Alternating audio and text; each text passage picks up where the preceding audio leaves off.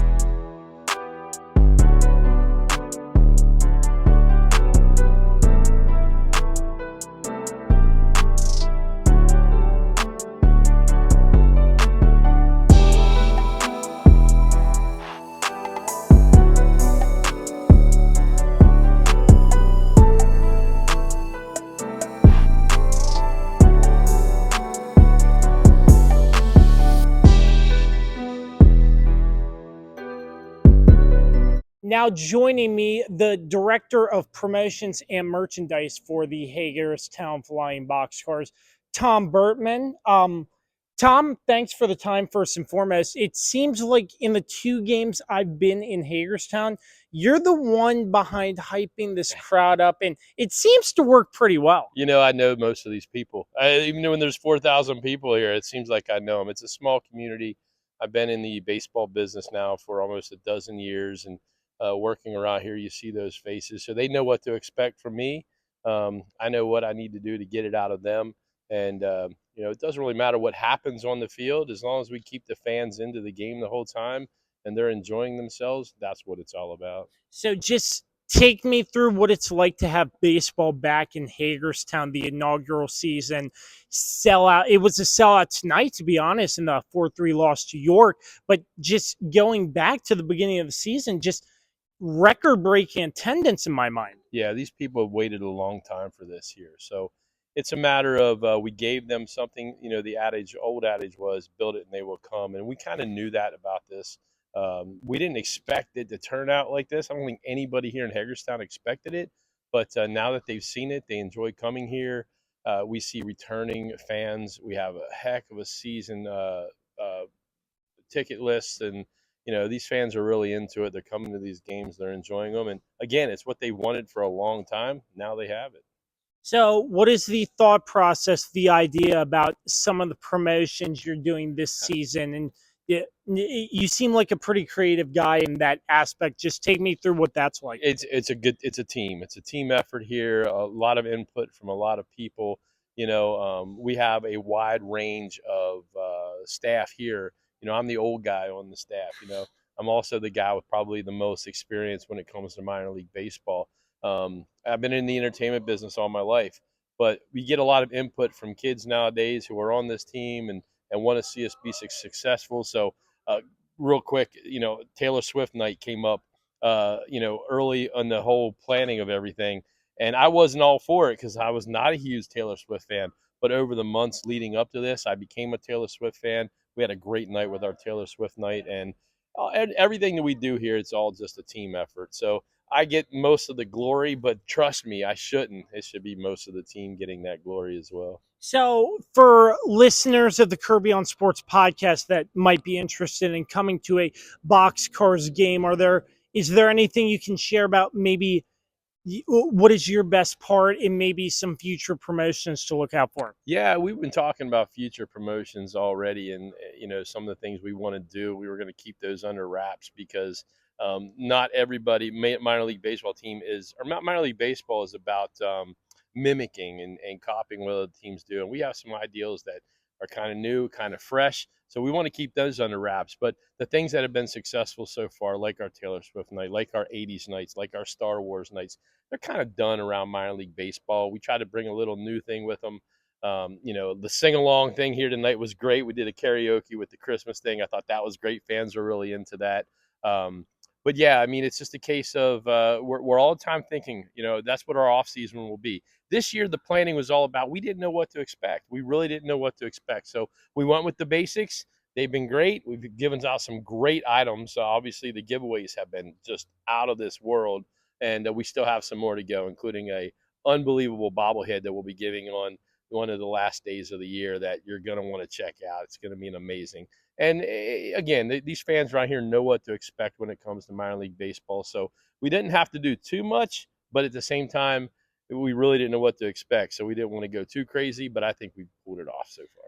I would say the Christmas in July that happened today, that was a pretty big success. It was huge. It was a lot of fun. It takes people their mind off the heat and the fact that Christmas is a little bit away now. But again, something that most teams do in minor league baseball. We took it a little one step further with, like I said, the sing along and the music and the blow ups around the stadium, and just the Santa Claus was here, obviously on vacation, mind you. He was on vacation. He was not in his Santa Claus garb. He had his Hawaiian vacation look on him. So glad to have him. I think the fans really enjoyed it tonight.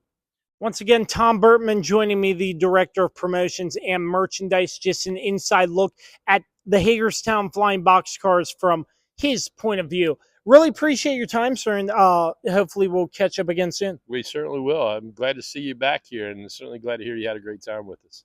Joining me is Boxcars manager Mark Mason. Coach, thank you for your time. Tough loss out there. But first and foremost, before getting into the game, just can you take me through the first half of the season, inaugural season for the Boxcars? Just take me through what you liked and maybe sort of what you're improving on sort of early in this second half of the season. Well, I mean, the first half was, we had a lot of ups and downs, more downs than ups. Our visa players, they didn't get here until the second half started.